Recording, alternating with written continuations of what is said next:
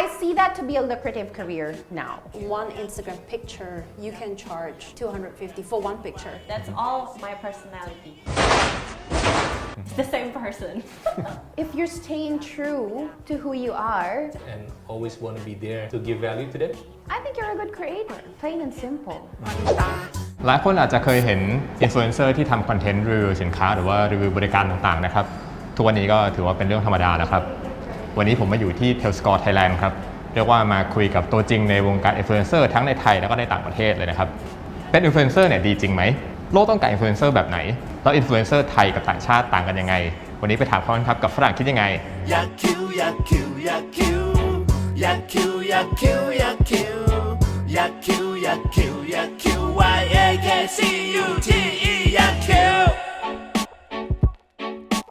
Hello world, my name is Yakcute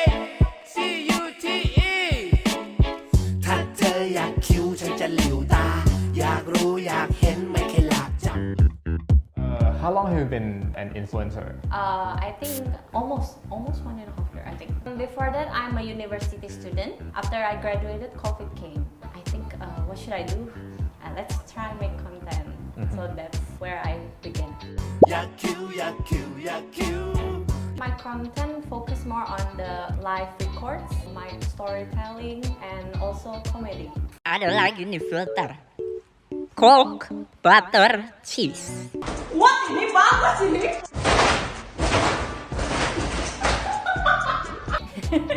I saw some of your content. Oh really? Yeah. Very expressive Yeah. and very just being myself. All the content that you see on my TikTok or on my YouTube, that's all my personality. It's the same person. Nowadays in Indonesia, most likely they like to make content a day in my life or like mukbang, mukbang, eat. And yeah, sharing like that. I think the one who's unique is my content. Like trying imported snacks, buying random stuff. Like last time I bought just one umbrella. I saw that video. Yeah. Just and for you go like, review. yeah. That one is unique, I think. ครีเอเตอร์หรืออินฟลูเอนเซอร์คนไทยเนี่ยค่ะก็คือจะมีแบบต้องมี entertainment value อะโดยเฉพาะแบบตอนหลังๆที่ช็อตฟอร์มวิดีโอมันมาแรงเนี่ยคนก็จะต้องการดูสาระผ่านการ entertain ซึ่งก่อนหน้านี้บางทีผู้ใหญ่ Gen X ขึ้นไปเนี่ยไม่เข้าใจว่าจริงๆมันเป็นฟอร์มของการศึกษาของการเรียนของเด็กได้ด้วยเพราะฉะนั้นในเอเชียแปซิฟิกโดยเฉพาะฟิลิปปินส์กับไทยอะจะมีมิติเนี้ยมากหน่อย I think it all boils down to us being Southeast Asian. So we share that similar culture across the different countries. Our culture is very hospitable. We are very family oriented. And we just have this culture that is embracing. And I think that translates also to how the creators and influencers tell their stories, create their content in a way that would embrace their audiences. จะเห็นว่าเราเป็นประเทศที่รับเรื่องของ gender fluid เนาะ X มากเห็นไหมล่ะ XL LGBTQ โอ้โหแบบเราก็รับได้แล้วเราก็เห็นเขาเนี่ยมีมูลค่าเผื่อเนี่ยครีเอเตอร์เหล่านั้นราคาแพงกว่าเจนเดอร์เดียวด้วยนะ There's just such a broad range of creators that like fit different niches as they do here. But I think there's also a uniquely Australian happy-go-lucky nature. Right. That I think globally is appealing to a lot of people. I think every country or every region has its own beauty. So our Malaysian influencers are kind-hearted. You know, they're passionate people. Whether it is passionate about their studies or passionate about their field of work, they're generally just the passion shines, and that's what makes them so beautiful. Mostly Indonesian creator will speak in Bahasa, but it's quite hard. I don't really know much about content creator who can speak English from Indonesia. Malaysian also like YouTuber from Indonesia because our language Melayu and Bahasa Indonesia is quite the same. Oh, you know what? In the south of Thailand, they also speak Malayu. So you can give them some recommendation. I think the one that like me is Jessica Effendi from TikTok as well. She make random content and funny content like me. Yeah. Semua air mineral di dunia. Total bill aku 368.300 perak. Pertama. ไม่ใช่คน สอบเป็น J.O.D. There's Emmylou Loves, who is primarily a lifestyle creator. So she talks about all sorts of different things, from parenting to the rest of her life to her business, and very broad. So more of a personality that people like to follow. There was Cooking with Aya, who also talks basically recipes with a healthy twist. These crispy rice paper dumplings have become my new obsession.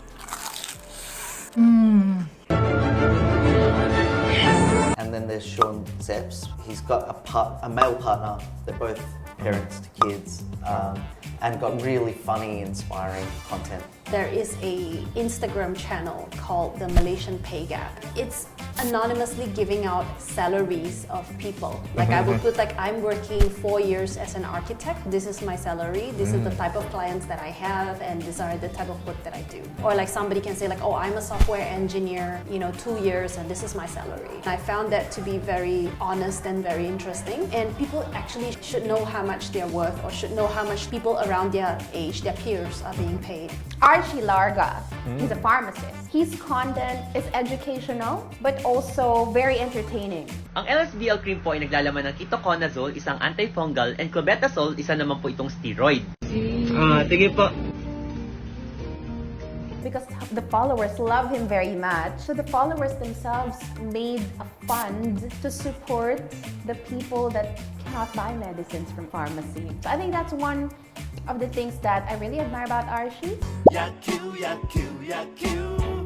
I know of some because of Telscore. I did in the previous weeks because I was looking for spots in Thailand, like what to do, where to go to. Of course, that's on YouTube. It's very professional, very experienced. I think it goes to most creators now.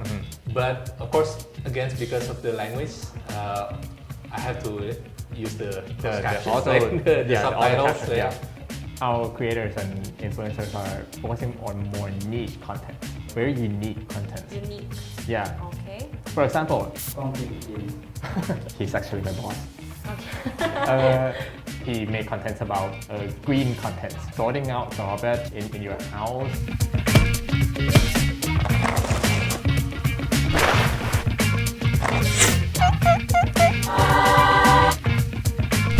Or very simple thing like there's a girl, she'll be looking at the camera with straight dead face, and her mom will be by her side, also dead face.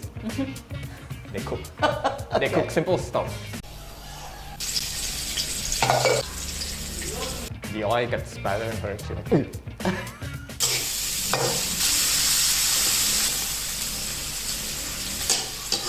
Is this very popular? oh god, people can't get enough of that. A security guard cooking low-cost meal. เด็ดใส่ไม่มีมีดกรอบตะกรอบกรอบข้างนอกแต่ข้างในเย็น Yeah, something that would be otherwise really boring and weird. I think I can see why though, because it's really authentic. We may watch it and may think it's amusing or entertaining mildly, but after all, it is his life, and in its most truest, honest form, and that in itself is beautiful. From what I see in big picture, Thailand have unique style, like very unique. น่ารักมากเห็นไหมล่ะ They know what their audience want. They know the format.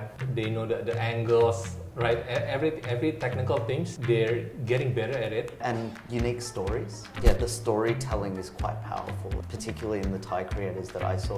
It is about storytelling or educating. Actually, the level of niche specialization that I've seen in Thailand is amazing. So in Thailand, you have very specific influencers like, oh, I'm an influencer on finance, or I'm an influencer on cryptocurrency. Right? These are very niche categories that I'm hoping that Malaysia will have sometime.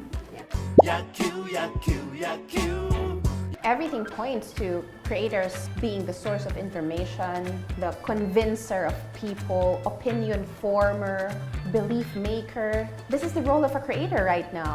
Maybe previously like celebrities, like they always have something that they aspire to or look up to. Now it's not on the TV anymore. It can be on their phone, right? Someone that they trust, even though they don't know them, right? I think they shape culture in a huge way. And I think that's why creators are so powerful, is they're shaping it. They're also really representative of who the brand's audience should be. So they're more socially conscious. They're more aware of humanitarian issues and those kinds of things. And I think that's helping brands understand how important those things are too. Yakcute, Yakcute, Yakcute. Wow, very. Wow, very. Yeah, because I get influencer marketing or with brand directly. I also get paid by Google AdSense. Now YouTube have shifted to YouTube Shorts. Yeah, later on they will also have ads, so you can get funds from that.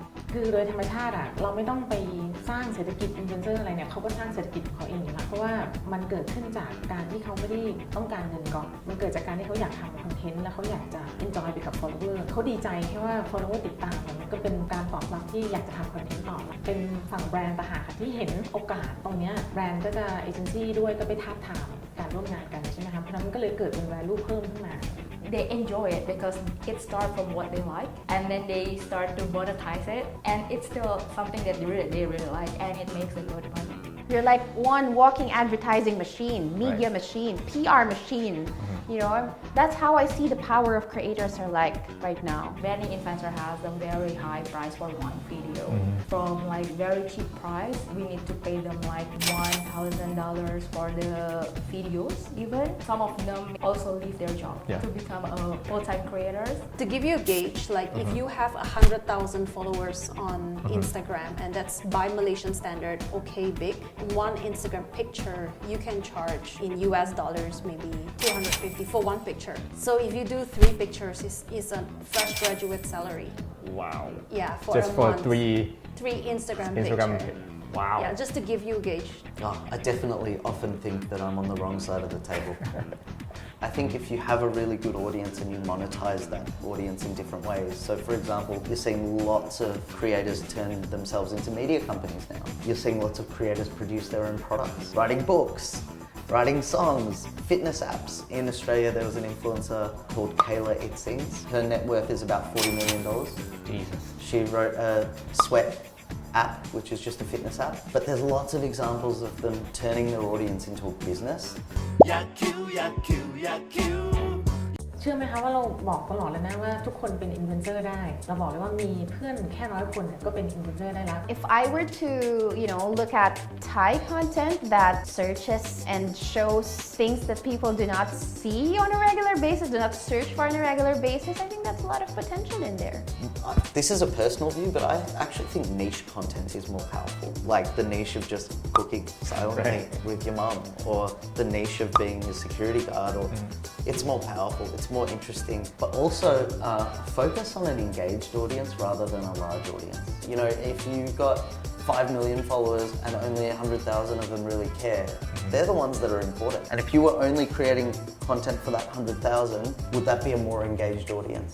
If they start with money as the end goal, I don't think they can survive. Right. Right? But it should be something from your heart. Yeah, it should be like, I love this, I love sharing, I love telling stories, just share your heart out, right? 12 years ago, I was hoping to be a creator. At the beginning of YouTube days, I had to do so much. I wait around for my director to call so I can get an acting gig. Had to join all kinds of catwalk, even though I don't feel like I'm a model, just because I want to be discovered. But now you have a platform, Instagram, TikTok, YouTube. You have a platform to shine and to be discovered. Use that. If you want to be a creator, use these platforms consistently. Of course, you can also reach out to certain companies like us. Like you actually send us a message to say hi, and then somebody took notice. It just go the one extra step just to say hi. When I started content on YouTube, TikTok, I feel shy. I feel like ew, so cringe. But just post that, and wow, surprisingly, you never know people like you or not. You never try, you never know, right? Yeah, you never try, you never know. If you fail, okay lah, that's not your path. So go try other things. Right. Yeah, because you only have, I think, 70 years of living. YOLO. Yeah, give or take. YOLO. Yeah, YOLO. You will only live once, right? Just try it. Yakcute, Yakcute, Yakcute. If me personally, just being myself. Good creator must be creative and must be humble, truthful, and consistent. Yeah. They know their audience and they maintain that relationships and always want to be there to give value to them. Most of the popular influencers are also those who bring along their daily life, showing that they are relevant to most of the audience. But then they have some unique touch, make them special. And also work good with other stakeholders, especially when they open up themselves to brand deals. Stay true to the audience, but also helping give value to the brands as well. I know each person they should have one hobby. Like for example, do you like sports? Yeah. Yeah, if you like sports, you can make that as a content. You're not just sharing information, you're also sharing your story that makes you happy. Because I think being creator is hard and some days you're gonna get burned out, right? Because all the demands from the audience, all the brands, everything. I think if you're like really passionate about it, you might not think of it as work, but it just flows out of you, right? Like you can't just never have had an interest in cars and say I'm going to be a car influencer. It's got to be real and it's got to be something that you know things about and something that you can talk about easily and comfortably. I think that's important. If you're staying true to who you are and you're affecting the lives of other people in a positive way, I think you're a good creator, plain and simple. คือเมื่อปีเนี้ยงาน Thailand เอนเซอรนะคะก็ใหญ่ขึ้นแล้วก็ใครที่เรียนเราก็เลยถูกพูดเยอะขึ้นคือความคิดสร้างสรรค์นั้นยังเป็นแบบเต็งหนึ่งที่ทุกคนแบบอยากได้ถ้าไม่สร้างสรรค์ follower ก็ไม่ตามแบรนด์ก็ไม่ชอบเสร็จแล้วเนี่ยมันก็ต้องมีความแบบ relate ผู้ติดตามของ influencer เนี่ยต้องแบบเชื่อมโยงกับแบรนด์ได้ถ้าแบรนด์เป็นแบบนี้ follower ก็ต้องชอบคล้ายๆแบบนั้นแบรนด์ก็ถึงจะจ้างแน่นอนเรื่องความใส่ใจ influencer มืออาชีพอะค่ะมันจะถูกคาดหวังมากขึ้นเพราะฉะนั้น influencer เองก็กดดันตัวเองหมายความว่าเขาก็ต้องแบบพยายามขวายคว้าแบรนด์ด้วยไม่ใช่แบบอ่ะทำให้เสร็จไปเพราะฉะนั้นเราก็จะเห็นแล้วว่าตอนนี้เวลาดังเราก็ช้ำได้ถ้าไม่ตั้งใจแบรนด์ไม่กลับมาเอาแบบก่อนแพนเดมิกนะเราเป็นคู่แข่งกันนะเราก็มีภารกิจแล้วก็มีความขึ้นลงผันผวนแต่ว่าเราต้องทำให้ออฟฟิศแล้วก็รายได้นิ่งที่สุดเราก็คือเคาะประตูไปเขาก็เคาะประตูมาจริงๆเนี่ยมันเกิดการคุยกันหลายขั้วมากแต่ว่ากลุ่มนี้คือกลุ่มที่สติ๊กมาถึงทุกวันนี้นะคะเหมือนกับมองเห็นอะไรคล้ายๆกันว่าไม่ได้ทำเอารวยหรือทำเอาตังค์ทุกครั้งเนี่ยมันจะเป็นแบบใช่เราต้องซัสเทนต้องอยู่รอดฝันสูงสุดคือพนักงานมีโบนัสพอเราติดต่อทางลิงก์อินไปคุยกันมาหลายปีเนี่ยก็เลยเริ่มส่งงานข้ามประเทศกันนะคะแล้วก็เกิดในวันนี้ว่าเฮ้ยถ้างั้นเรามีงานนี้อยู่อ่ะอยากชวนเพื่อนมาเล่าแบบเนี้ยอย่างนี้เลยอ่ะมาเล่าให้ทางนี้ฟังได้ไหมเนี่ยค่ะ Cringe. YOLO. Kind-hearted, anonymously, really authentic, engaged. Is embracing. Fund boils down to Happy-go-lucky, representative, socially conscious. Look up to, stay true to the audience. Big picture. We basically go around ask foreigners about stuff. It's always interesting to know what foreigners think about our country. Well, okay, that's interesting because it teaches people a lot about what we wouldn't normally search for. I like it. Everything I said about a good creative content outlet or a good media channel, that's what it is, right? It's got a clear niche. If people are interested in like, I wonder what foreigners think about us, where are they going to go? There's one place that is sounds like it would be highly engaging. Because you feel a gap that's been, empty for long, right? Well, I would watch it. Maybe I can try also. I will ask other people, what do you think about Indonesia? Yeah, sure. Yeah, I will try that.